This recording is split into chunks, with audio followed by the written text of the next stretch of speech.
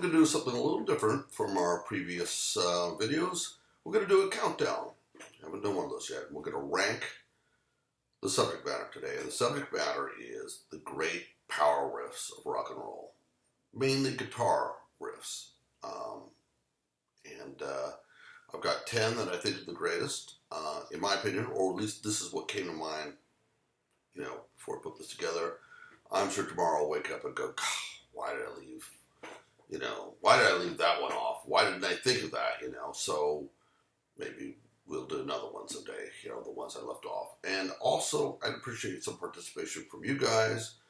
If there's something you think I left off that were better than the ones that I included, give me your opinion or give me your top 10 and rank them. Anyway, what I'm going to do is I'm going to introduce, count them down, and I'm going to play, without revealing what it is, I'm going to play a good 20 seconds worth of the riff and see if you can guess what it is. See if you can get all 10. My guess is you'll get, if you're knowledgeable about rock, you're going to get the majority of them. But maybe not all. Some of them might be, if you're a young guy, some might be before your time. And I think I've got one or two curveballs in here of great power riffs that you might recognize the riff, but not know who did them. Okay, here it is. Without further ado, here is number 10, counting backwards.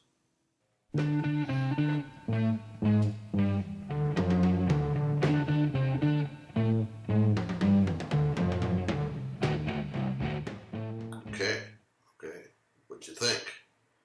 I think a lot of you will right away recognize that, of course, as Sunshine of Your Love, one of the greatest ever of all time. I think a lot of people probably would have put this maybe number 1 on their list. That's how good this list is. I think every one of these could be number 1. So it's really tough, and the fact that that's number 10, Sunshine of Your Love, one of the greatest, riffs of all time, one that most of us have memorized, it comes at number 10. That shows you the other 9 are pretty damn good too. And if you feel this should be ranked above those other 9, I wouldn't blame you. That's just how good this is. Are you ready for number 9? Here it is.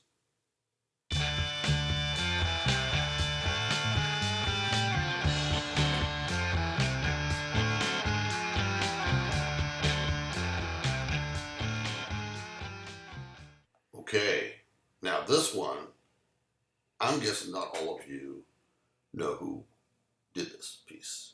I bet a lot of you recognized it. Some of you probably know what it is. You may have recognized it because it's been used in movies. I think Manhunter used it. It's been used in a few other movies, maybe even in some commercials. But it's an oldie. I think this goes back to probably the late 60s. I think this is like the original power riff, really.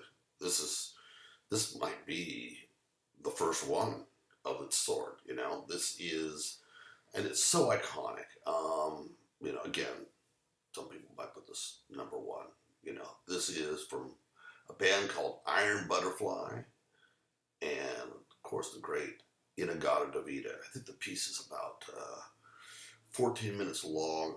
I don't think that there was anything like it at the time, and it kind of started that genre. I think a little bit of that power riff, the memorable, haunting riff that we, just is so addicting. You want to hear over and over again.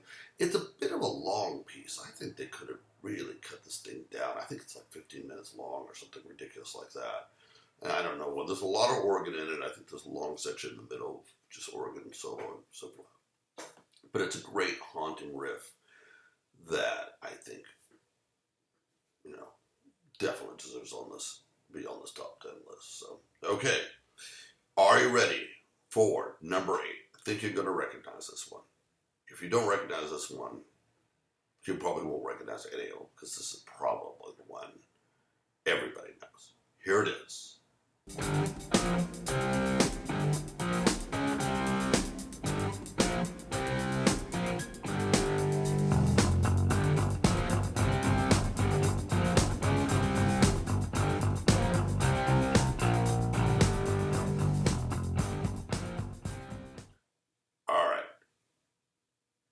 what that is. Smoke on the Water. It's probably the best known one of anything on this list.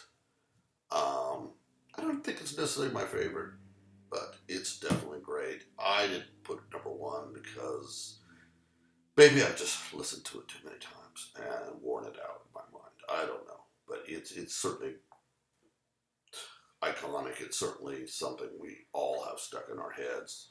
I've heard it used again so many times. Smoke on the Water, Deep Purple, the great Ritchie Blackmore on guitar, John Lord on keyboard, the great Ian Pace, Ian Gillan singing, Roger Glover bass. I mean, what a great band. And, I've often said that there's a fusion element and a progressive rock element to this band, besides from just being a hard rock band. And Ritchie, of course, maybe the godfather of neoclassical rock guitar playing. And this is a great riff.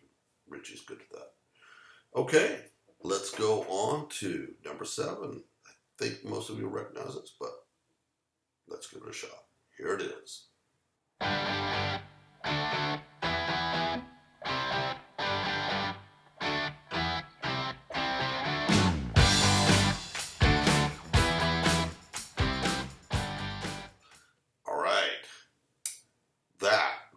Is Since You've Been Gone by Rainbow. So what have we done? I think back-to-back Ritchie Blackmore. That was not intentional. This is definitely one of my favorite. I love this riff. I've listened. It's one of these ones you just want to listen to. All of them you want to listen to over and over and over again. That's the great thing about riffs. They're so infectious. What a lot of people don't realize about this is not original. This is a cover. The original was written by and performed by Russ Ballard. I don't know what the name of the band was. Maybe it was just Russ Ballard. And then Ritchie came along and did this cover. And what's funny is this cover is often what other bands cover when they do this song. They don't cover the Russ Ballard version. They cover the Rainbow version. So people almost think of it as the original. So it's an interesting phenomenon. Covers that become so iconic and preferred that they then get covered rather than the original one. I think there's a number of things. Crossroads, Cream, when they played Crossroads, that became the definitive version of Crossroads, even though it wasn't the original. There's a number of those, and it almost make an interesting show in itself. Covers that became the iconic version that then get covered by others. Okay, so great piece. Let's move on. I think number 6 you're gonna love. This is a classic. Here it goes.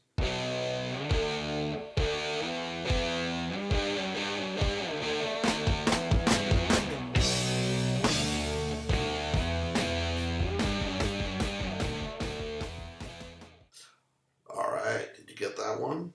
I think there is probably fewer, more iconic riffs than Iron Man, Black Sabbath, and Tony Iommi may be the ultimate riff master.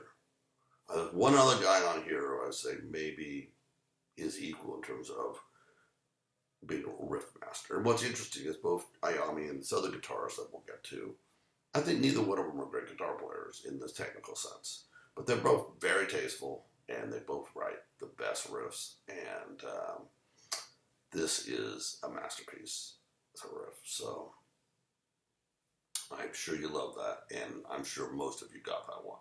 But I've got some curveballs coming. Hold on. Okay, are you ready for number 5? Here we go. You're going to know this one.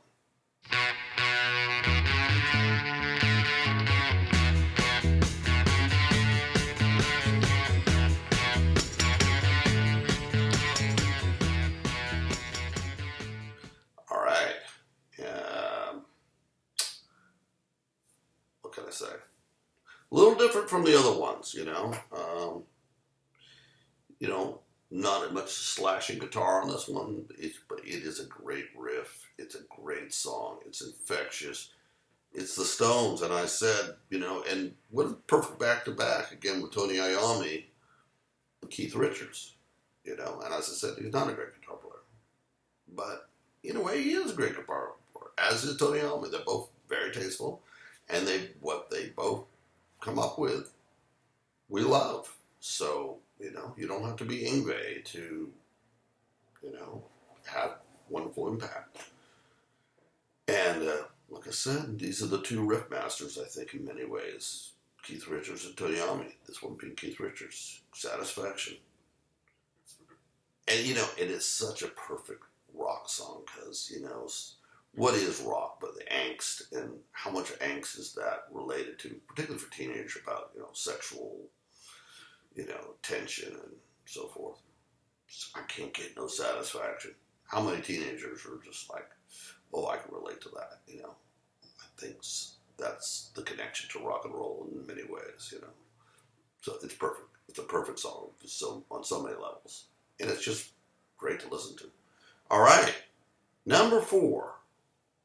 This one maybe a lot of you don't know. All right. I'm not going to say anything. Here it is.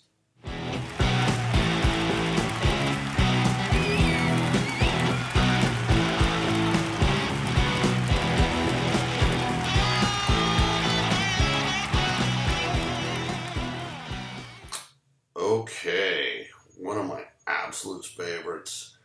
I think this is one that maybe got a little bit swept under the carpet.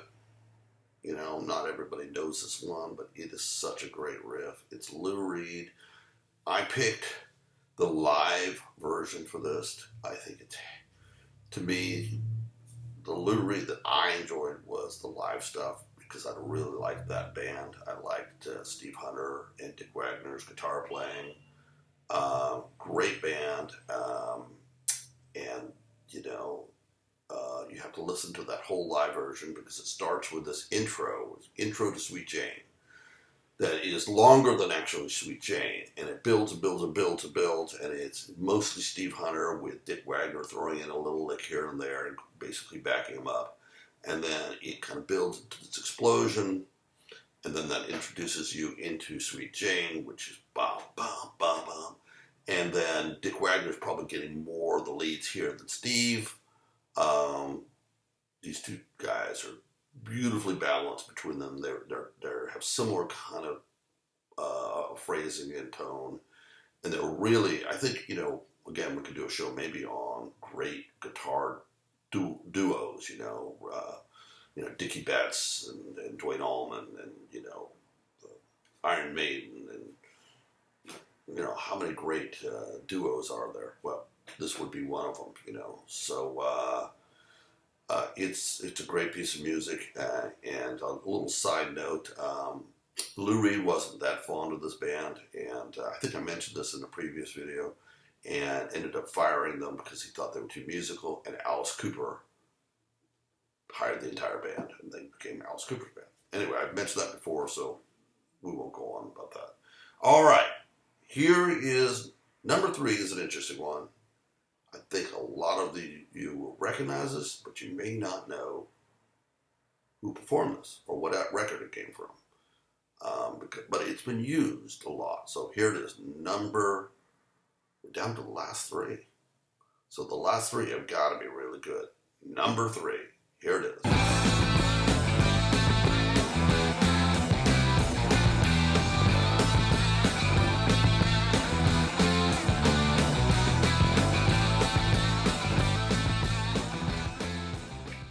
Okay, for those of you who don't recognize this, you're probably loving it, and you probably want to go out and buy this album, and you should buy this album. And this is the studio version, but I highly recommend the live version too. It's from a band called Focus, and the song is called Hocus Pocus. Don't get it mixed around. The song is not Hocus. No, the song is not Focus, the band Hocus Pocus. It's Focus, the band Hocus Pocus. Great song. They're good musicians. They're Dutch. And if you listen to the whole thing in its entirety, it's a great piece of music. The singer, I think, let me see if I can pronounce his name, something like Thetis Van Leer. He yodels through the whole thing. And it is hysterical, and it's really, really good. And again, yeah, maybe get the live album that has this on it. It's fabulous, and really good musicianship. Jan Ackerman is a fabulous guitarist. I think he probably is a little overlooked. He's not always on the list of the 100 best guitarists, and he should be. He often is as well, maybe, but not probably on the 10 best. But he actually is up there with, and he can play some jazz too. He's a serious player. Okay, down to the last two. So, and there may be a curveball in here. We'll see. So, number 2, here it is.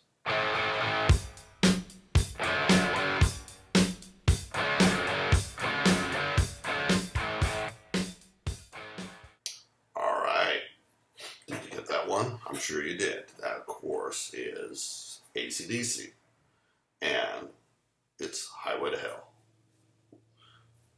Yeah, that could easily have been number 1, and I bet you on a lot of people's list it is number 1. Again, I want to see your list. Okay.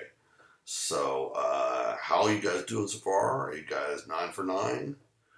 Okay, even if you are 9 for 9, I got a feeling this next one you won't know. And you should, and hopefully it'll inspire you to go check out the record. Here is number 1.